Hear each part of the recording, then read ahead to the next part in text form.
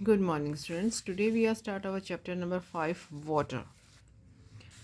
Sun heats cause evaporation of water. When the earth vapor cools down, it condenses and forms clouds. From there, it may fall on the land or sea in the form of rain, snow and sleet. सन की जो heat है वो water को evaporate करती है। आपने for example अगर आपने किचन में देखा होगा जब पानी को बॉईल करते हैं तो धीरे धीरे वो बॉईल होके वो पानी बिल्कुल ख़त्म हो जाता है हमारे बर्तन के अंदर। सेम क्योंकि वो हीट की वजह से वेपोरेट होता रहे, तो सेम जो सन की हीट है बेटे वो हमारी जो वाटर बॉडीज़ में जो पानी है उसको वेपोरेट करता है। वाटर वेपर जब ऊपर जाता है और कूल हो जाता है तो वो क्लाउड्स को सैचुरेटेड करता है, क्लाउड्स बनाता है, और वही क्लाउड्स फिर पानी से क्योंकि भरे होते हैं तो वही पानी फिर हमारी लैंड और सी में वापस आ जाता है रेन के रूप में। स्नो मीन्स आपके जो बर्फ़ है उसके रूप में स्नो गिरती है हिली एरिया पे, और स्लीट होते हैं ओलों के रूप में वापस हमारी धरती पे आ जाते हैं। You can see here this is a water cycle जो आपको अपनी फेयर नोटबुक पे भी ये बनाना है with the help of your book.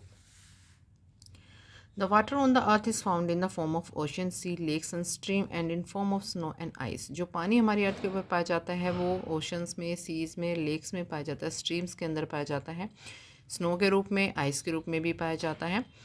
They make up the hydrosphere, और ये सब मिलके हाइड्रोस्फीयर बनाते हैं। हमने पहले भी किया था हाइड्रोस्फीयर। हाइड्रो मीन्स वाटर और sphere means part. Hydrosphere means ऐसा पार्ट लैंड के ऊपर जहाँ पे जो पानी से भरा हुआ है। Hydrosphere occupy a major part of our surface. अब हाइड्रोस्फीयर जो है हमारी अर्थ सरफेस का काफ़ी सारा पार्ट ऑक्यूपाई करके बैठा है। Fresh water found in reverse, जो फ्रेश वाटर है वो रिवर्स में, लेक्स में, या फिर जो हमारी आइस कैप्स हैं वहाँ पे हमें मिलता है। Ocean water is saline. Ocean water जो हो बेटा वो नमकीन है, साल्ट से भरा हुआ है। It can not be use in drinking water, इसलिए इस ओशन वाटर को हम पीने के लिए यूज़ नहीं करते हैं क्योंकि वो नमकीन पानी होता है, उससे नमक बनता है। आर ऑलवेज इन मोशन, जो ओशन वाटर है वो मोशन में रहता है, मूव करता है। Wave, tides and currents are three important movement of ocean waters. Ocean water के अंदर तीन जो मेन मूवमेंट्स होती हैं वो वेव्स, टाइड्स और करंट्स की होती हैं। सबसे पहला हमारा वाटर साइकिल। ये एक ऐसी प्रोसेस होती है जिसमें कंटिन्यूसली जो होती है वो एक साइकिल चलती रहती है कि वेपर होता है पानी, फिर वो क्लाउड्स बनता है, फिर वो रेन के रूप में वापस से हमारी अर्थ के ऊपर आ जाता है। Oceans, atmosphere and land to know as a water cycle, ये तीनों ही पार्ट होते हैं वाटर साइकिल के, क्योंकि ओशंस का जो पानी है वो वेपोरेट होता है, एटमॉस्फेयर के अंदर जाता है और फिर से वापस वो लैंड के ऊपर एज अ स्नो, आइस या फिर रेन की फॉर्म में वापस आ जाता है।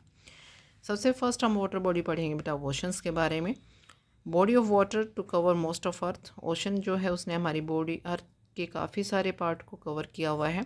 4/5 of the southern hemisphere, southern hemisphere का 4/5 पार्ट और more than 3/5 of the northern hemisphere जो है वो पानी से भरा हुआ है। साउथर्न हेमिस्फेयर होता है अर्थ का साउथ पार्ट और नॉर्थर्न हेमिस्फेयर होता है अर्थ का नॉर्थ पार्ट। तो नॉर्थ पार्ट जो है वो भी पानी से भरा हुआ है, काफ़ी सी ओशंस हैं, और साउथर्न पार्ट में भी काफ़ी सी और ओशंस हैं हमारे, जो आप मैप में देख सकते हो। हमने फिल भी किया था वर्ल्ड मैप में, आपकी कॉन्टिनेंट और ओशंस पार्ट हमने फिल किया था।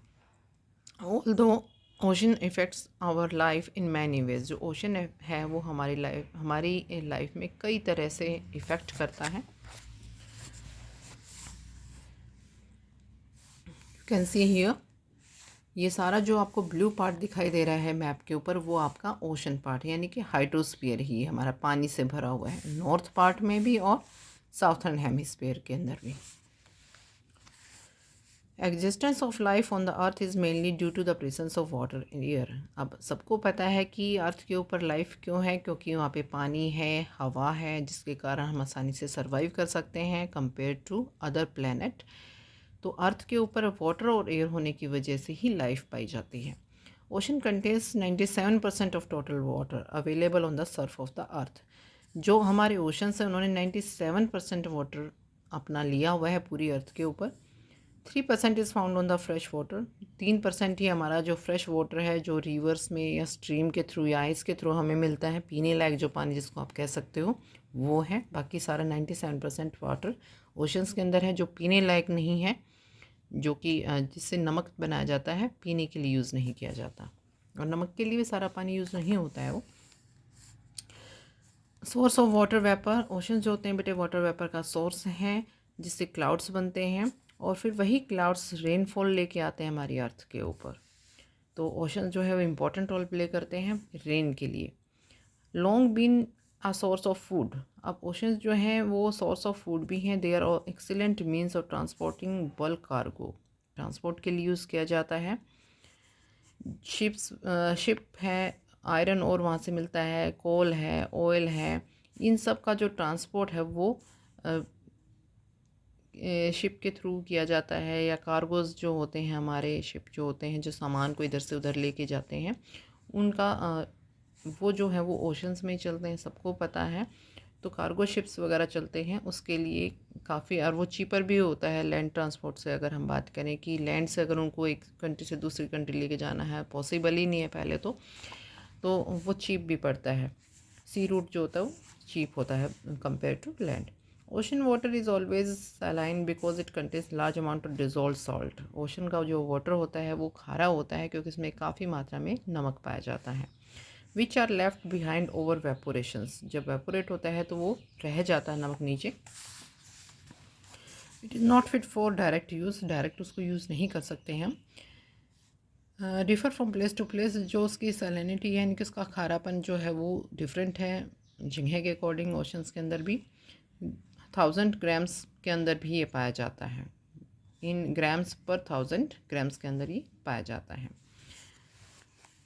Ocean circulations, water of seas and oceans are never still, they have their kinds of movements, waves, tides and currents। वो स्टिल यानी कि स्थिर नहीं है, मूवमेंट्स होती है उसके अंदर, वेव टाइड और करंट्स के थ्रू मूव ऑन रहता है वो।